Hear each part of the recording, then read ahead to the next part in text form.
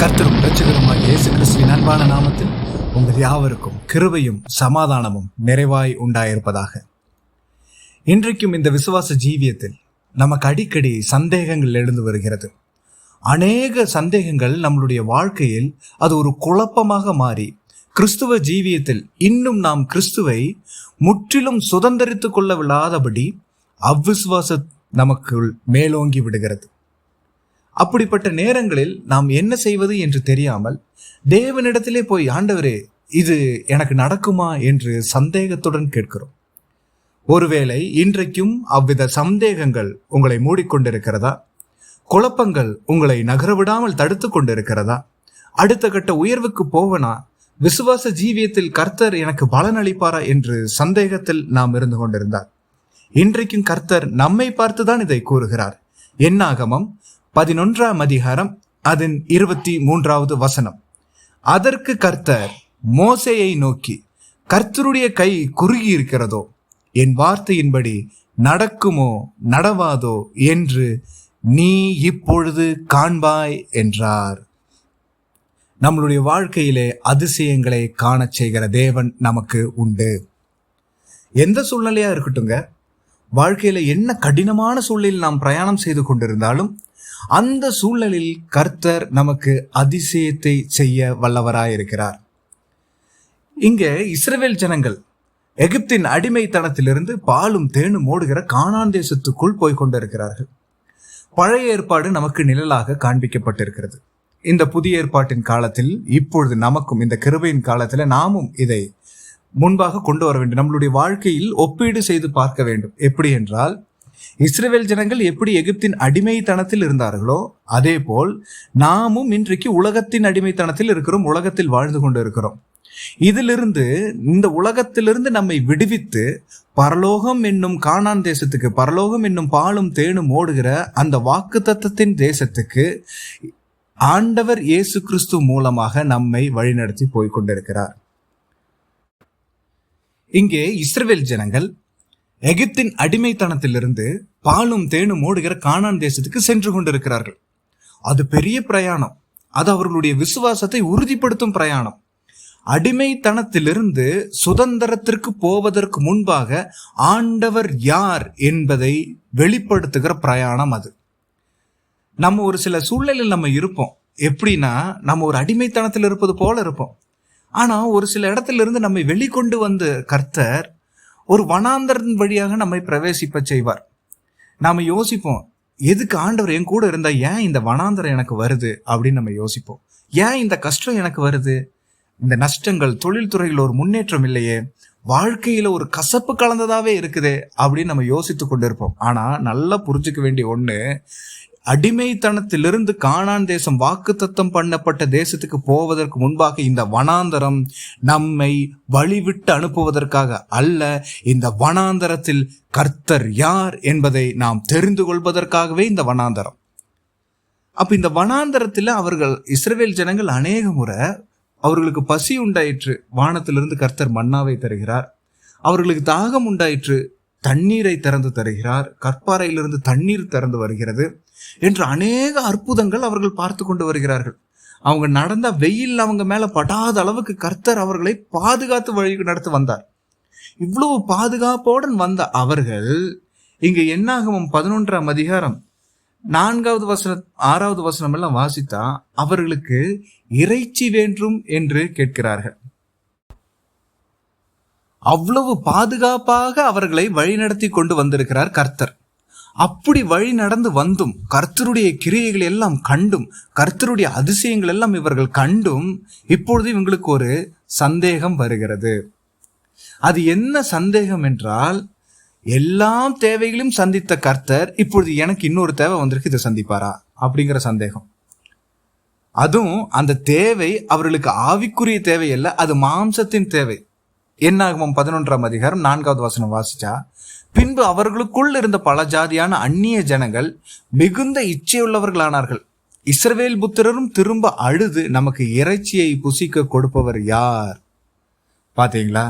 நம்ம இந்த உலகத்துல வாழ்றோம். உலகத்துல வாழும்போது நம்ம சுற்றி இருக்கிறவங்க நிமித்தம் அவர்களை பார்த்து, அடுத்தவர்களை பார்த்து அவங்களுக்கு கிடைத்த ஆசீர்வாதம் எனக்கு வேணும், அவங்களுக்கு கிடைச்சிருக்கு எனக்கு இது யார் கொடுப்பா, என் ஆண்டவர் தருவாரா அப்படின்னு பல முறை மற்றவர்களுக்காக நம்ம ஆண்டவரை விட்டு கொடுக்கிறோம்.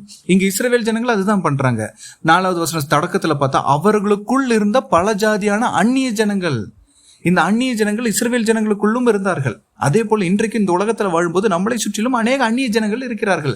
ஆண்டவர் யார் என்றே தெரியாதவர்கள். அவர்களுக்கு ஆண்டவருக்கும் ஒரு உறவு இல்லை. அவர்களுக்கு என்ன, உலகத்தின் தேவைகள் தான் அவங்களுக்கு பிரதானம், அதை நோக்கி தான் அவர்கள் ஓடுவார்கள். ஆனால் நாமோ ஆண்டவரை பிரதானமாக வைத்திருக்க வேண்டும். நம்மளுடைய வாழ்க்கையில் அவருக்கே கனம் செலுத்த வேண்டும்.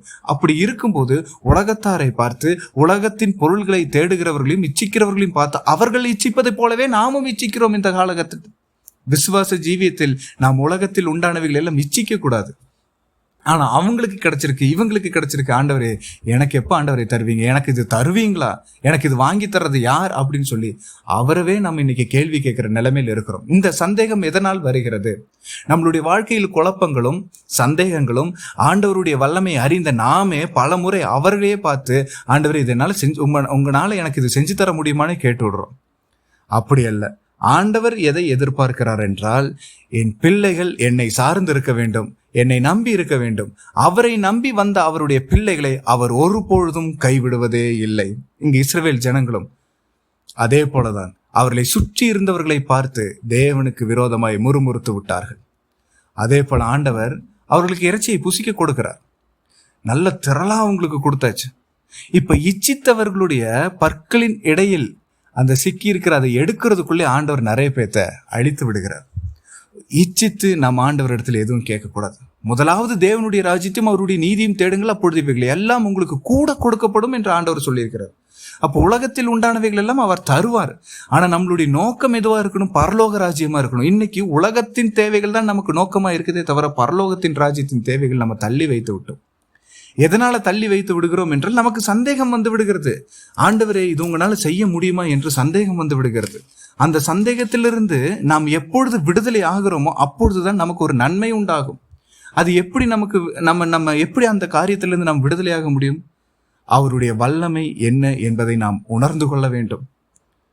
பழைய ஏற்பாட்டின் காலத்தில் நமக்கு நிழலாய் கொடுக்கப்பட்டவை இஸ்ரவேல் ஜனங்கள் எகிப்திலிருந்து கானானுக்குள் போனது. இந்த புதிய ஏற்பாட்டின் காலத்தில் நிஜம் என்னவென்றால், உலகத்தின் அடிமைத்தனத்திலிருந்து ஆண்டவரும் இரட்சகருமாகிய இயேசு கிறிஸ்து நம்மை பரலோகத்திற்கு கூட்டிக் கொண்டு போகிறார்.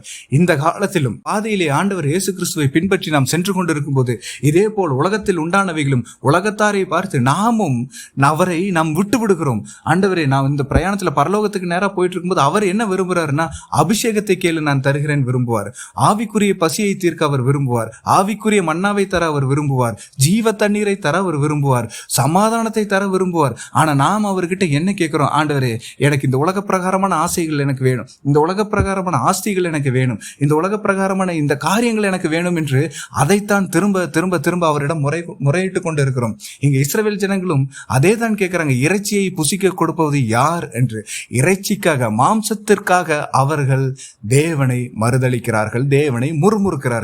இந்த விஷயம் நமக்குள் இருக்குமேயானால், இந்த காரியத்தை, இந்த குணநலங்களை நாம் சீர்திருத்துவோம் என்றால், கர்த்தர் நமக்கு ஆசீர்வாதங்களை தர, அதிசயத்தை செய்ய, வல்லமை நம் கண்களுக்கு முன்பாக அவர் காண்பிக்க வல்லவராய் இருக்கிறார். 23வது வசனம் என்னாகமம் 11:23 அதுதான் ஆண்டவர் சொல்றார். கர்த்தருடைய கை குறுகி இருக்கிறதோ, என் வார்த்தையின்படி நடக்குமோ நடவாதோ என்று நீ இப்பொழுது காண்பாய் என்றார். இந்த ஜனங்களுக்கு ஆண்டவரை நீங்க எப்படி இறைச்சி கொடுப்பீங்க என்று மோசே கேள்வி கேட்கிறார். இந்த வசனத்தை நம்மளுடைய பாஷையில படிச்சோம்னா, மோசே என்னுடைய கை என்ன குறுகி இருக்கா, என் வார்த்தையின்படி நடக்குமா நடக்காதுன்னு நீ இப்போ பார்க்க போற அப்படிங்கிற மாதிரி ஒரு வார்னிங்கான சத்தம் தான் ஆண்டவர் கொடுக்கிறார். இந்த வார்னிங்கான சத்தம் தான் இன்னைக்கு நம்மளை பார்த்து கேட்கிறார். என் வார்த்தையின்படி நடக்குமா நடவாத நீ பார் அப்படின்னு ஆண்டவர் சொல்றார். எதற்காக இதை சொல்றாருன்னா, அவர் மீது நம்மளுடைய விசுவாசம் இன்னும் அதிகமாகும்படியே அவர் இதை செய்கிறார். அந்த விசுவாசத்தில் நாம் உறுதியாய் நிற்க வேண்டும். நாம் ஆண்டவர் இயேசு கிறிஸ்துவை விசுவாசித்து தான் இந்த கிறிஸ்துவ ஜீவியத்துக்குள் வந்திருக்கிறோம். நம்மளுடைய விசுவாசம் என்ன? அவர் எனக்காக மரித்தார். கல்வாரி சிலுவையில் எனக்காக அவருடைய விலையேறப்பெற்ற ரத்தம் சிந்தப்பட்டிருக்கிறது. அவர் மரித்து 3ஆம் நாளில் என்னுடைய பாவங்களையும் மீறுதலையும் எல்லாவற்றையும் ஜெயித்து எழுந்து விட்டார். நான் ஜெயம் பெற்றவன். எனக்கு இனி சந்தேகம் இல்லப்பா, என் வாழ்க்கையில நான் ஜெயம் எடுத்துட்டேன். இனி எது என்னை தோல்விக்கு கொண்டு செல்லும்? என்னுடைய வாழ்க்கையில் தோல்வி என்பது இல்லை, கர்த்தர் எனக்கு எல்லாவற்றிலும் ஜெயத்தை தந்தார் என்று விசுவாசித்து தானே நம்ம கிறிஸ்துவை ஏற்றுக்கொண்டிருக்கிறோம்.